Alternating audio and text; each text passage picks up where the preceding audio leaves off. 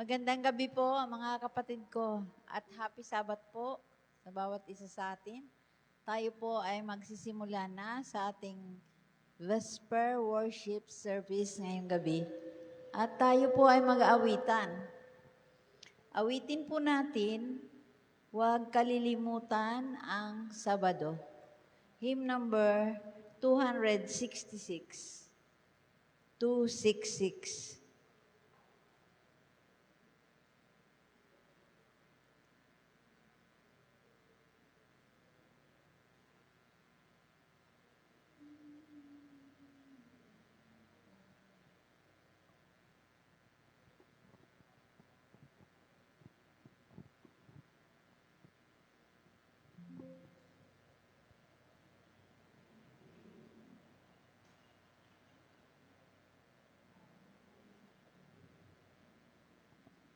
Tayo po'y umawit. Huwag kalilimutan. Ready, sing. Huwag kalilimutan ang Sabado ng Diyos na sa lahat ng araw tanging namumukod sa ating kapaguran may aliw na dulot at sa kanyang liwayway may ginhawa at lugod. Magalak kang tinatanggap Sabado ng Diyos.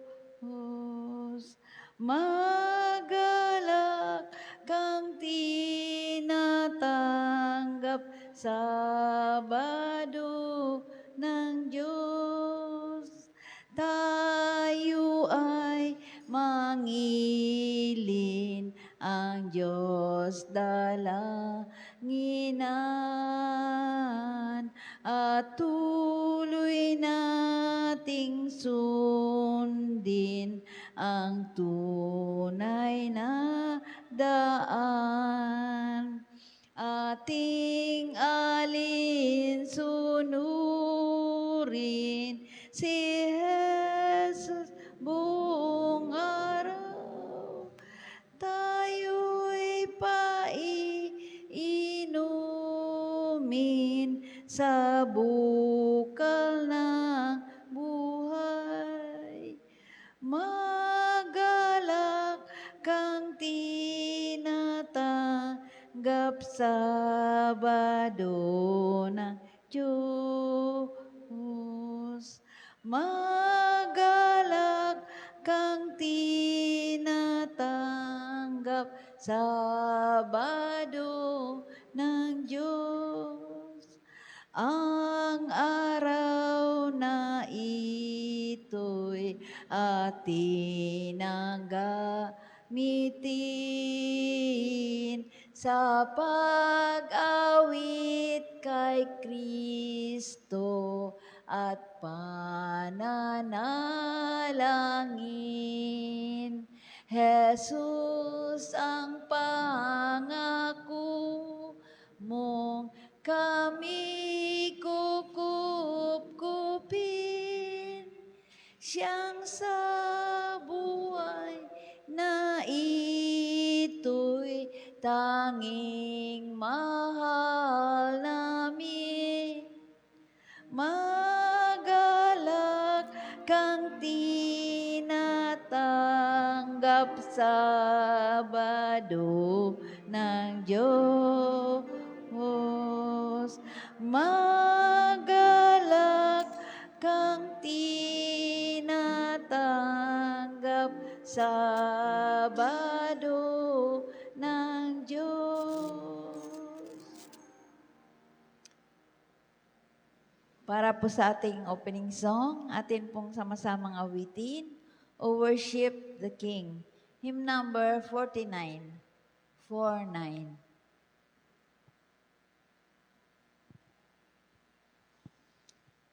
Tayo po tumayong lahat, mga kapatid ko.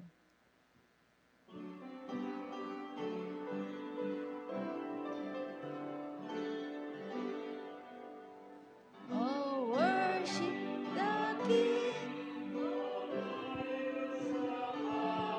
Oh, gracefully sing His wonderful love, our shield and defender, the ancients of days, pavilion in splendor and girded with praise.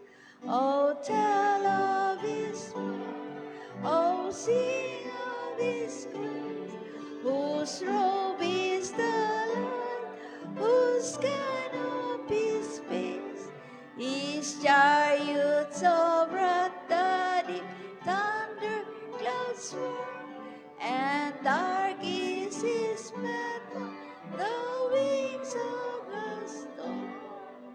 Thy bountiful care, what tongue can recite? It breathes in the air, it shines in the light. It streams from the hills, it descends to the plain, and sweetly distills in the dew the rain. Frail children of dust and feeble as rain, in Thee do we trust, nor find Thee to fail. Thy mercies how tender, how firm to the end, our Maker, Defender, Redeemer, and Friend.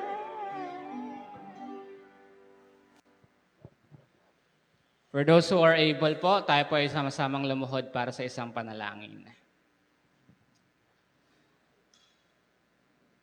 Maawain naming Diyos na nandyan sa kalangitan ng langit, Panginoon. We are so happy to be here in your church, Lord. We thank you for the opportunity, for the strength to be here. As we worship as brothers and sisters, Lord, we know that your presence is with us. May your presence lead us into repentance, Panginoon.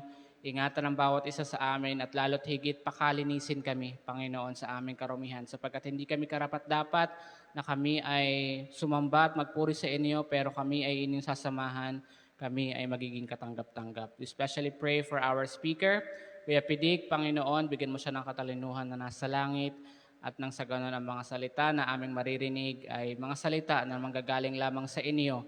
At itong mga salita nito ay tatanim namin sa aming mga puso't isipan na magagamit namin, mapapalakas ang aming pananampalataya hanggat sapitin namin ang mapalad na araw na kami ay makikita namin kayo, Panginoon.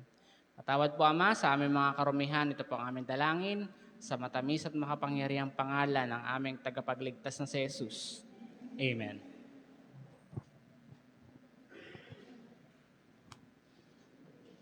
Happy Sabbath, mga kapatid.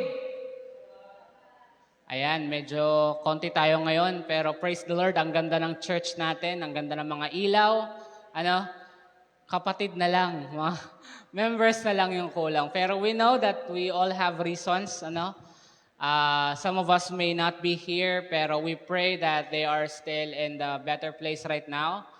We thank the Lord again for the opportunity to be here. And we wanna say hi sa mga kapatid natin na nandyan online. Tayo po ay nahandugan ng awit. Ang nag-lead sa atin, sa ating awitan ay si Sister Elisa.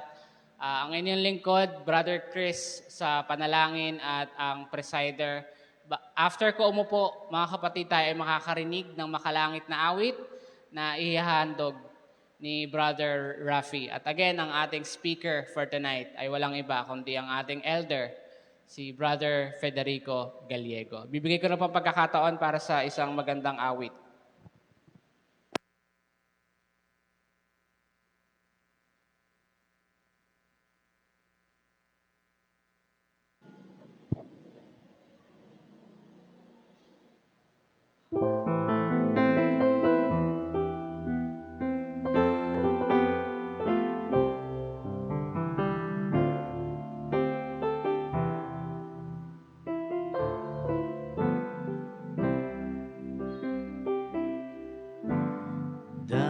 Darating ang oras, ibubuhos ng langit ang mangkok sa lupang punong-puno ng galit.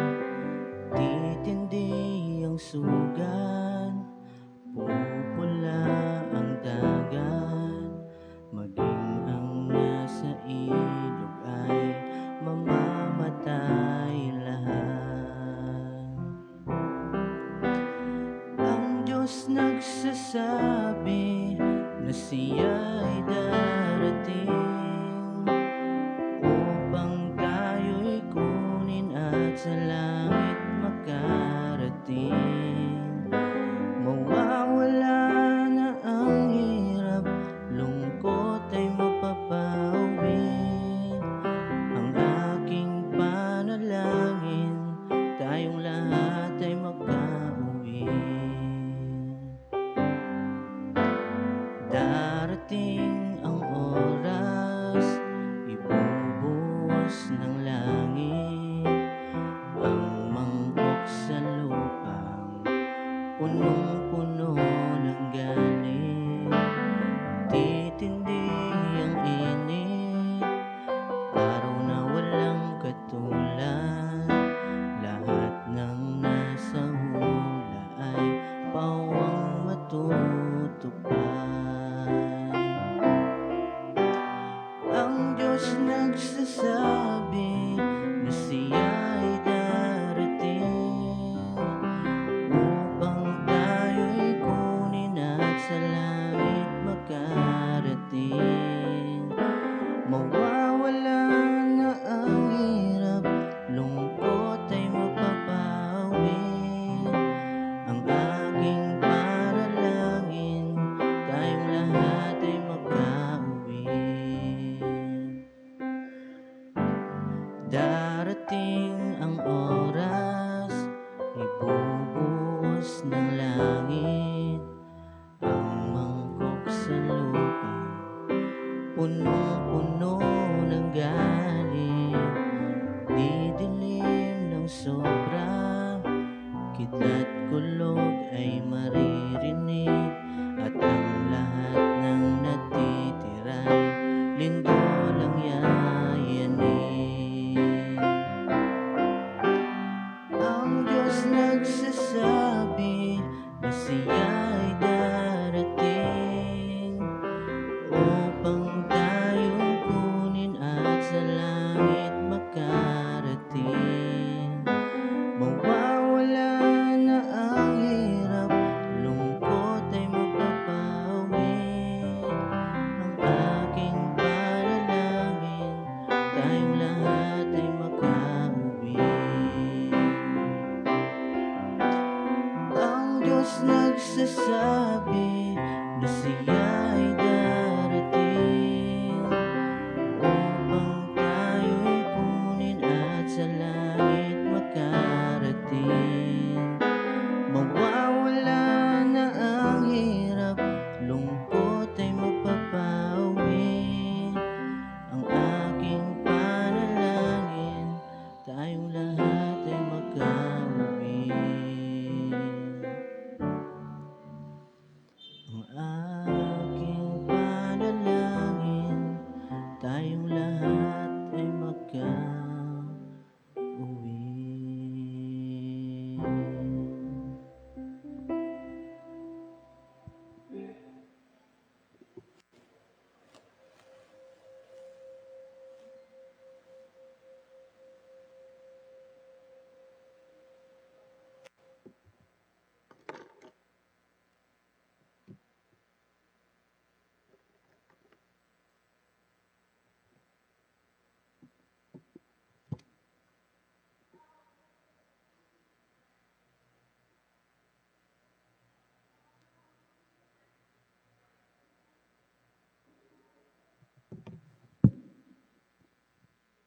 Magandang gabi sa inyong lahat, mga kapatid. Happy Sabbath po sa lahat.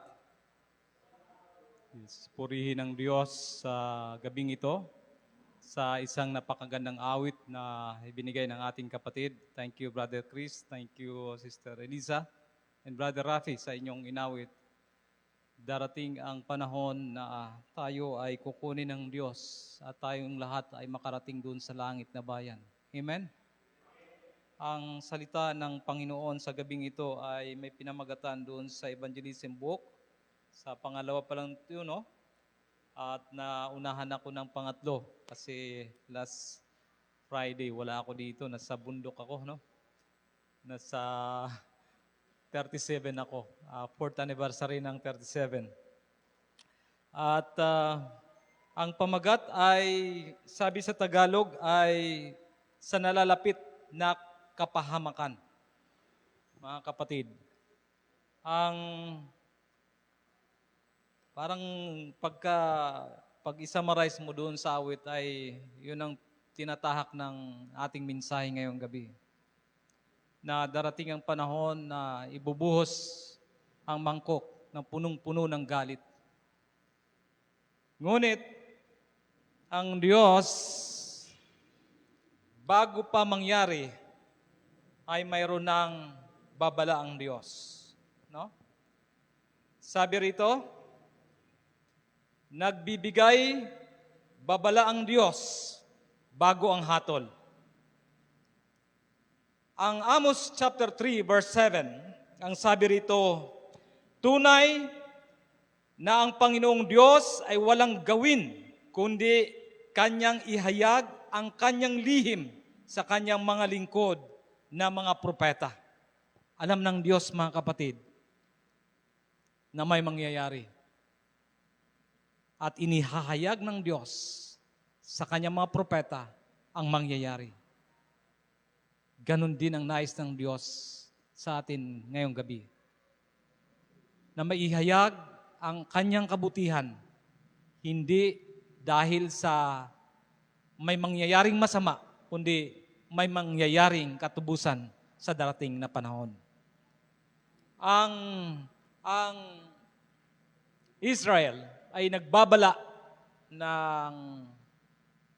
sa Iran.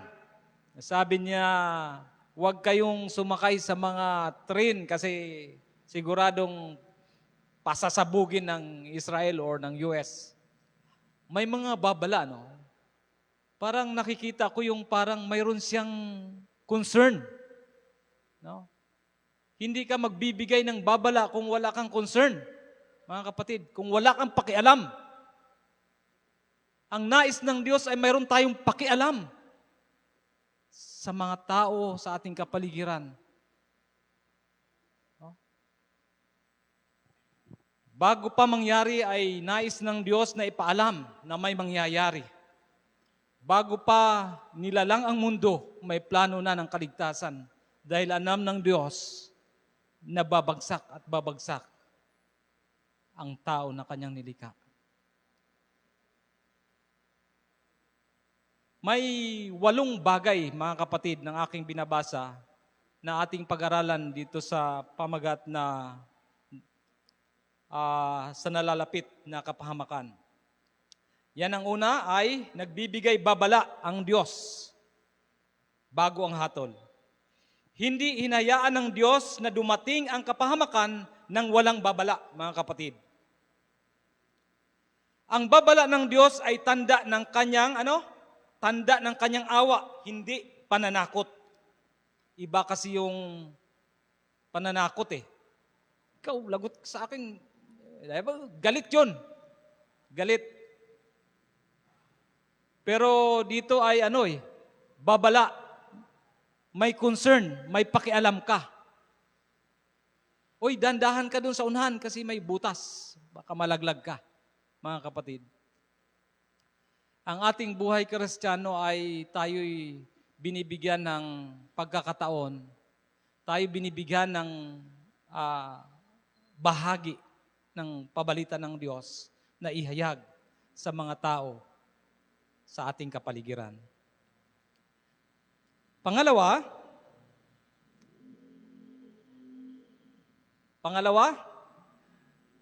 spiritual na pagkabulag sa panahon ng krisis. Sa Matthew chapter 16 verse 3, ang sabi,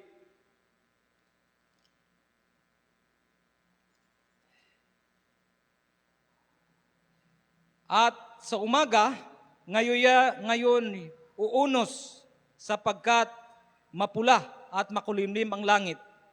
Kayo'y marurunong magsisikilala ng anyo ng langit, datapwat hindi ninyo makikilala ang mga tanda ng panahon.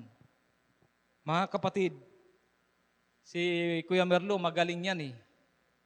Pagka mainit at parang yung iba ang pakiramdam, uulan yan. Ano?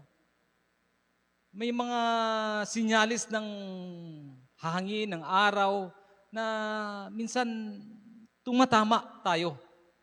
Pero ang nais ng Diyos ay iba. Alam natin ang panahon na malapit na ang panahon ng kanyang pagdating.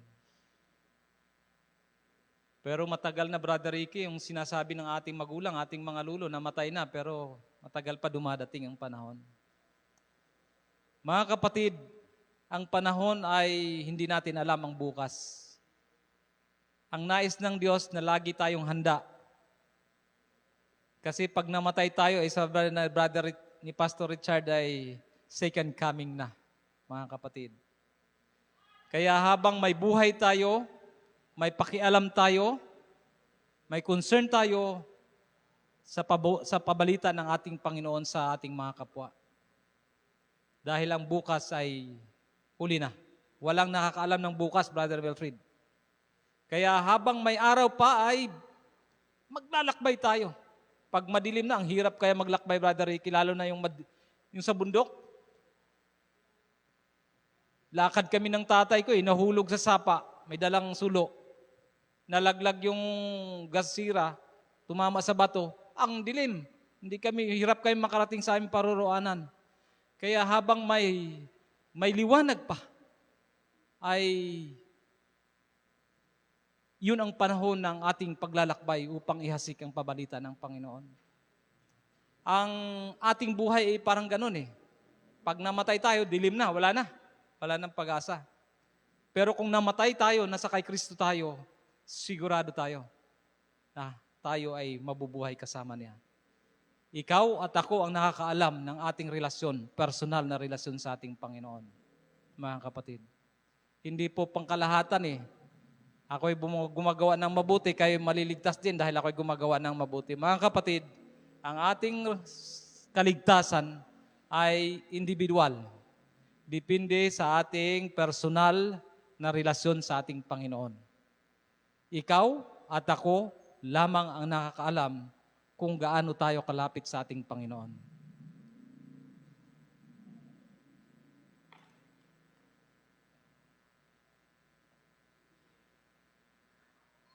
Maraming nakakita ng tanda sa mundo pero hindi nakikita ang spiritual na katotohanan. Mas mapanganib ang pagiging bulag sa spiritual kaysa anumang panlabas na panganib. Mga kapatid, mahirap yung nagbubulag-bulagan tayo. Hindi tunay, hindi pure. No? Kaya nakakatakot. Ang nakakatakot yung pagising mo ay patay ka na. Ay, yung pagising mo ay wala na. Yun po nakakatakot. Pagising mo ay second coming na, mga kapatid. No?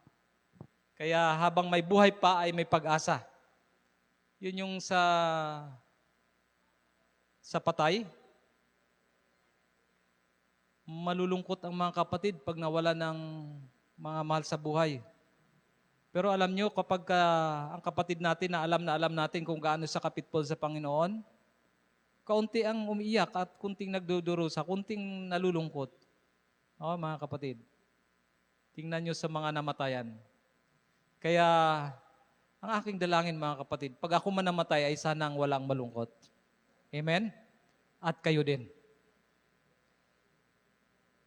Ibang mga tao sa labas nagkakantahan tayo sa may patay, sila lungkot na lungkot eh.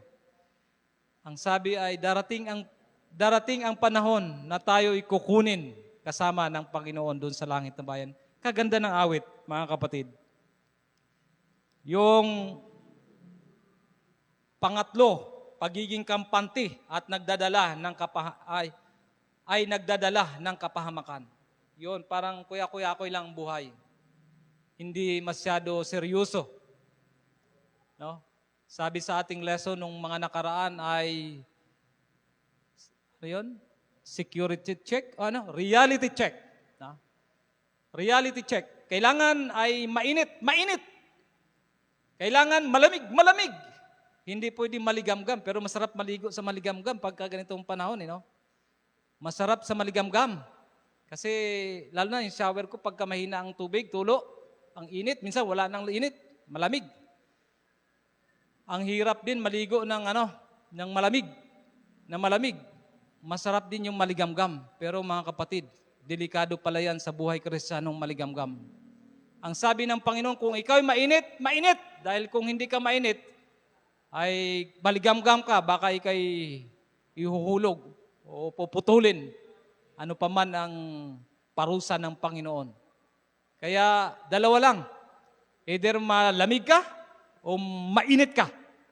Huwag tayo laging neutral, mga kapatid. Kapag ang sasakyan ay naka-neutral, ay hindi tatakbo. Unless kung pababa, pero pag paakyat ay atras. Kaya hindi po pwedeng neutral sa sasakyan, brother. Kailangan naka-engage para tumakbo. Kaya kailangan kung mainit. Kung malamig. Paano tayo maging mainit? Sabi sa lesson, kung hindi natin kilala masyado ang ating personal na tagapagligtas ang ating Panginoon. Kilala ba? Gaano ba natin kakilala ang ating Panginoon? Brother Melfred. Sa panahon ni Noe, sa Lucas, nais ko basahin ang Lucas 17:26. Ito yung sabi ng panahon ni Noe na ang mga tao ay kampante.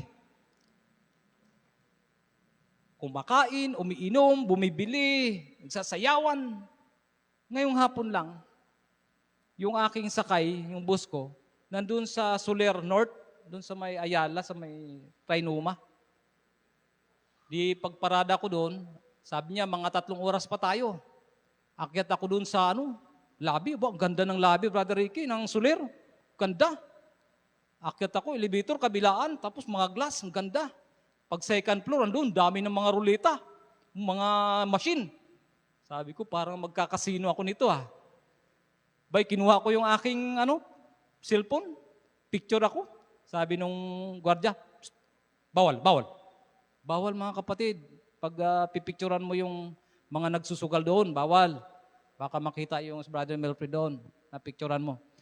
Mga kapatid, sinasabi ko po yun na nag-observe ako. Nakatingin ako doon sa naglalaro. Sabi ko, magkaano kaya yung pera doon na papanalunin? Sinilip ko yung kanyang credit, 15,000. Tapos bawat pindot, binabawasan. Bawat pindot, ang bilis. Naging 10,000, naging 3,000. May panalo pero kunti. Pagka may panalo kasi, pabalik doon. Babalik, tataas. Tapos, parang ilang minutos lang, wala na yung 15,000. Kabilis. Tapos ikot pa ako doon. May tao doon, nilagay sa upuan. Clutch bag yun, punong-puno ng pera, libo-libo, bigay yung pizza. Pizza ba yun? Tawag doon, yung maliit, bilog. May 1,000, 500. Sabi ko, grabe. Yung aking sweldo na isang buwan, grabe, isang laruan lang. Mga kapatid, pag tinignan mo, parang ang saya. Ilaw, saya, parang walang iniisip, Tapos sabi ko, nagugutom ako. Pasok ko sa restaurant, pagtingin kong ganun, pinakamura, 500, brother. Sabi ko, maku, 500. Yung aking 100 na budget pagkain, kulang. kulang. Sabi ko, mga kapatid, sabi ko sa boss ko, grabe yung pera ng mga tao doon, Ang saya, parang, tapos iba-ibang laro, mga kapatid. Nakapag-casino ka na, Brother Danny, hindi pa. Huwag mong subukan. Maubos ang pera mo. Grabe yung pera, ang dami. Kaya yung panahon ni Noe, Panahon ni Lot, kasiyahan, kain, laro, alam mo yun, maraming pera eh. Ewan ko kung saan galing yun, baka saan ba yun? Flood control ba yun, ang tawag doon? Mga kapatid, ibang klase. Pagka sabi ko, naku, iniisip ko, sabi ko, magsasalita akong mamaya, lagot itong nakikita ko. Sasabihin ko sa mga kapatid, huwag tayo magkampante mga kapatid. Pag sobrang dami na rin natin ng material sa ating hinahawakan, nauubos ang panahon, delikado tayo. Kampante tayo sa panahong ito. Hindi natin alam na pagising natin ay second coming na, Brother Emer. Mga kapatid, ang buhay ay napakaiksi.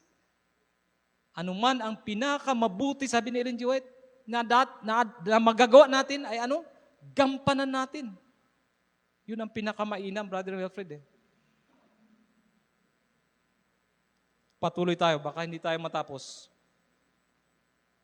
Kahit normal ang buhay, maaaring malapit na ang hatol. Pang-apat, may hangganan ang pagtitiis ng Diyos, mga kapatid.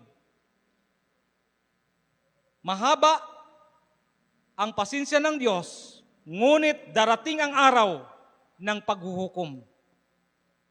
Ito ang napakatindi. Darating ang panahon ng paghuhukom. Sa kabila ng ating maraming ambisyon na marating pa sa mundong ito, darating at darating ang paghuhukom.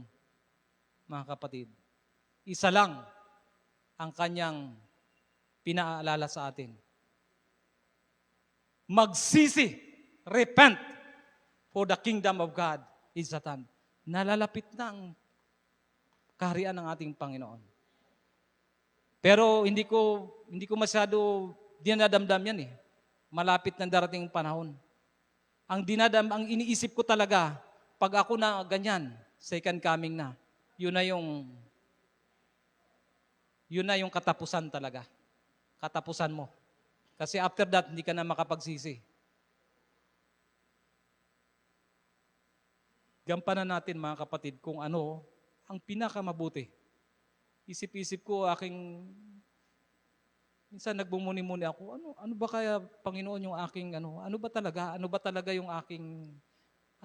yung aking rate doon sa iyo? Ano ba talaga yung aking average o grade sa iyo, no? Mga kapatid,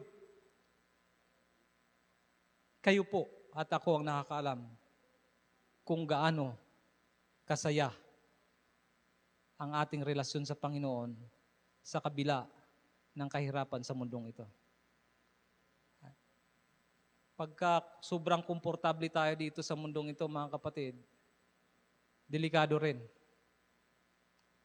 Nawawala yung ating konsentrasyon sa ating Panginoon, sa ating paglilingkod. Ang pagkaantala ay hindi nangangahulugan, hindi mangyayari, mga kapatid. Darating at darating ang panahon ng paghuhukom. Ang panglima, panawagan sa paghihiwalay at kabanalan. Sabi rito sa Revelation 18:4, lumabas kayo sa Kanya, bayan ko. Come out of my people. Bakit kaya pinapalabas? Saan tayo pinapalabas? Lalayo pa ba tayo? Ang isa lang ang nais ng Diyos, humiwalay tayo sa kasamaan o sa agos ng mundong ito. Mahirap din sumalungat, no? Mabigat. Pero alam niyo mga kapatid, ang agila ay yung isda na yung flying fish o barungoy. Yung pag umaangat yung barungoy yung gano'n, no? O San Vicente yung tawagin o flying fish. Pag umaangat, hindi yan na makalipad. Hindi naman yan gumaganon eh. Nagaglide lang siya. Tapos makita ko yun kasi sama ko sa aking tatay pag nagdagat kami. Pag angat ng ganon, pag nakaangat yan, malayo ang nakakarating kapag nakasalungat siya sa hangin. Sumasalubong sa hangin. Pagka hindi salubong sa hangin, patalikod, makaangat man siya pero bababa agad. Ang delikado. Sabi ko, bakit nagliliparan yung barungoy? Kasi kung minsan, nag-aangat pala yung Brother Danny, kung minsan, may mga isdang malaki sa ilalim. Yung balo, kung tawagin sa amin, paborito ng balo yan eh. Nakain. Mahi-mahi. Tapos, pagka nakaangat naman yung barungoy, ang kalaban niya ay agila o yung kingfisher, yan, nangangain naman ng isda, yung mga ibon. Dinadagit sila. Sabi ko, ang ating buhay Kristiyano ay parang barungoy. Pagka pailalim ka, may kaaway. Pag paangat ka, may kaaway. No? Pero ang kagandahan doon, nakakasalungat siya, pero malayo ang marating niya pag nakakasalungat sa hangin. Ang ating buhay sa mundong ito ay hindi puro tayo sang-ayon sa mundong ito. Come out. Lumabas kayo sa kasalanan.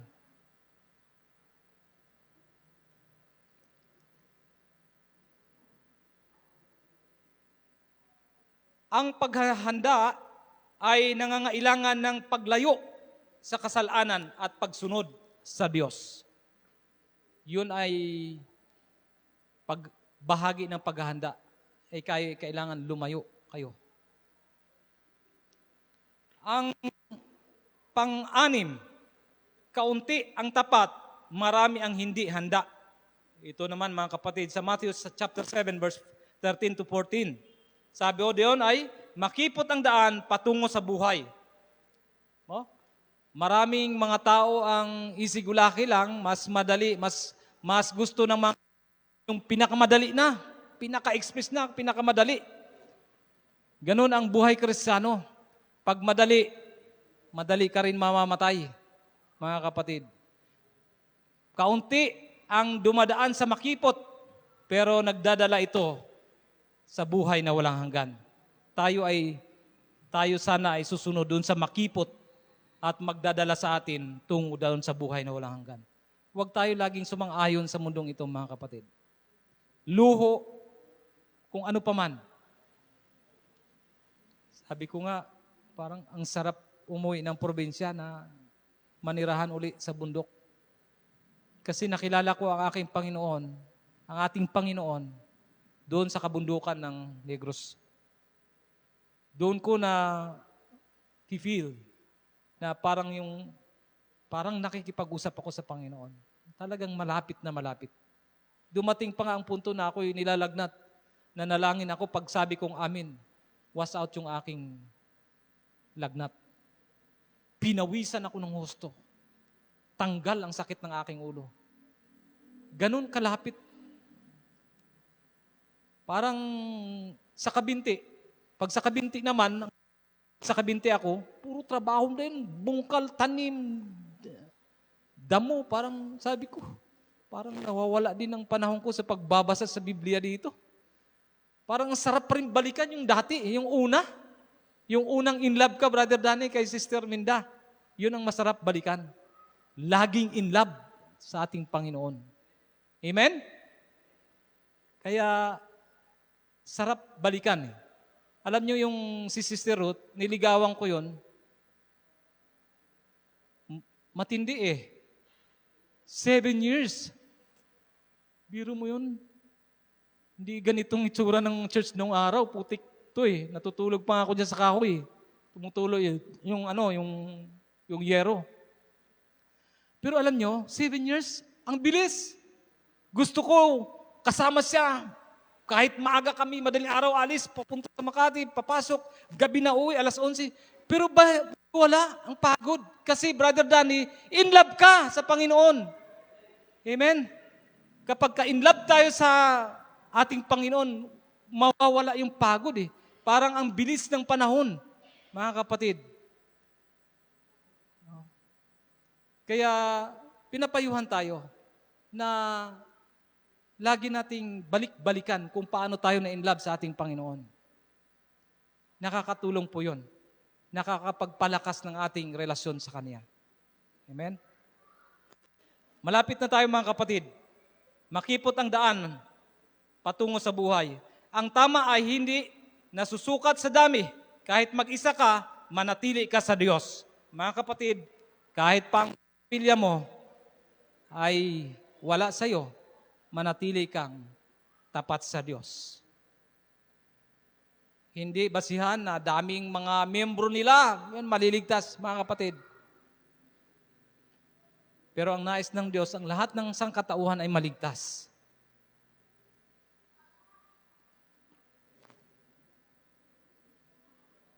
Kagyat na desisyon ang kaligtasan. Kaya, huwag ipagbukas ang pagsunod. Ang bukas ay walang katiyakan, mga kapatid. Yun ang sinasabi ko. Ang bukas ay hindi natin alam. Sarap ng ganda ng kanta, Brother Rafi. Ang bukas ay hindi ko alam.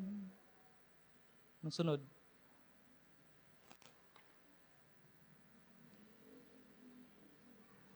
Hindi natin alam ang bukas, mga kapatid. Kaya ang importante ay ngayon. No? Ngayon. Ang panawagan ay ngayon. No? Kapag magpabukas-bukas pa tayo, baka hindi na tayo makagising. No? Patuloy lang, Sister Ruth, sa inyong devotional. Nakakalapit sa ating relasyon sa ating Panginoon. Na tuwing umaga ay tayo'y sama-samang nagbabasa ng Kanyang salita, tayo'y sama-samang nanalangin. Madatnanawa tayo ng Panginoon na may kasiglahan. Huwag pagbukas ang pagsunod, ang bukas ay walang katiyakan. Ang panghuli, pag-asa sa gitna ng kapahamakan. May pangako si Jesus ng kaligtasan na tahanan. Sa Juan 14, versikulo 1 hanggang 3. Ano? Basahin natin, mga kapatid. Hindi ko memorize eh.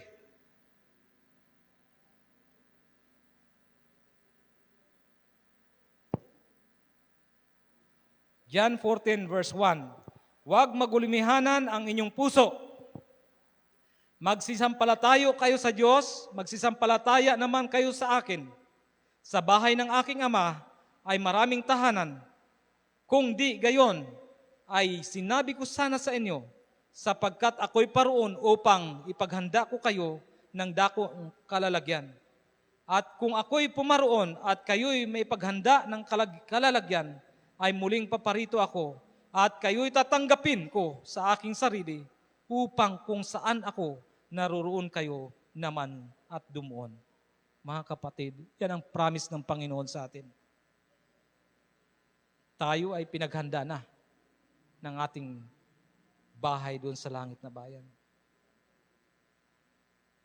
Para sa mananampalataya, ang nalalapit na kapahamakan ay nalalapit ding katubusan. Huwag po tayong malungkot kung ito ay magkaroon na ng kiyos, kaguluhan sa mundong ito. Malapit na ang katubusan sa ating. Sabi rito, sa gitna ng nalapit na kapahamakan, ang tinig ng Diyos ay tumatawag, hindi upang wasakin, kundi upang iligtas ang bawat handang tumugon. Mga kapatid, ang panyaya ng Diyos na sa ating buhay, sa ating pamumuhay sa mundong ito, anuman ang ating nais pang gusto, unahin natin ang Diyos. Manatili tayo sa Diyos. Dahil ang ating buhay ay pansamantala lamang. Mas maganda kung lagi nating itinatagubilin ang ating sarili sa Diyos sa lahat ng panahon. At tayo'y Kanyang matagpuan ng mga matuwid at sabihin ng Panginoon, Anak, mga anak ko, pasok kayo, manahin ninyo ang langit na bayan. Ang pagpapala ng langit sa gabing ito ay ating tanggapin. Yun po ang aking dalangin.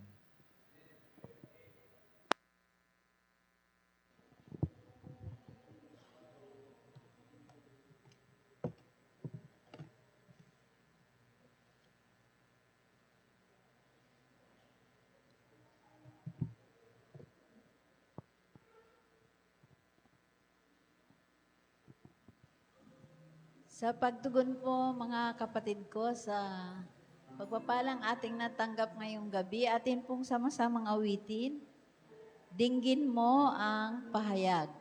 Hymn number 226. 226. Tayo po'y tumayong lahat, mga kapatid ko.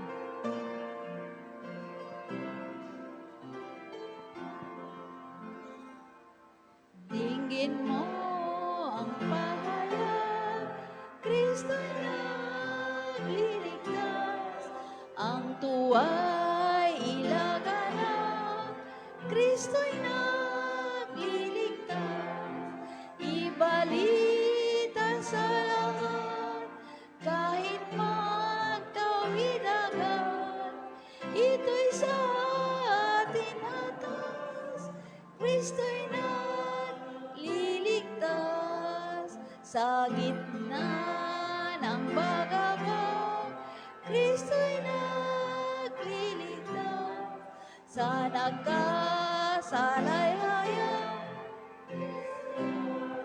liligtas, mag-awit kapuluan, tumugon karagatan, sa mundo'y kagalakan, Kristo'y nagliligtas, awitin ang malakas, Kristo'y nagliligtas, sa kamatayang hawak, Kristo'y nagliligtas, saysayin ang marahas, sa pusong nagdaramdam, kahit hanggang libing, Kristo'y nagliligtas, dagli ng ilaganap, Kristo'y nagliligtas, mga bansa'y magalak, Kristo'y nagliligtas, ating ipagsigawan, tinamong kaligtasan, awiting may tagumpay, Kristo'y nagliligtas.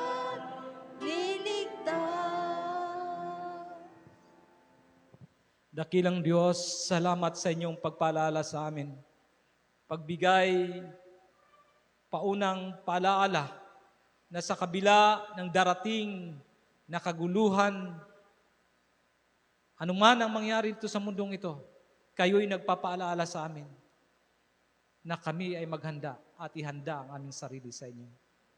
Tulungan ang bawat isa, Panginoon, na maging isang tunay na mananampalataya.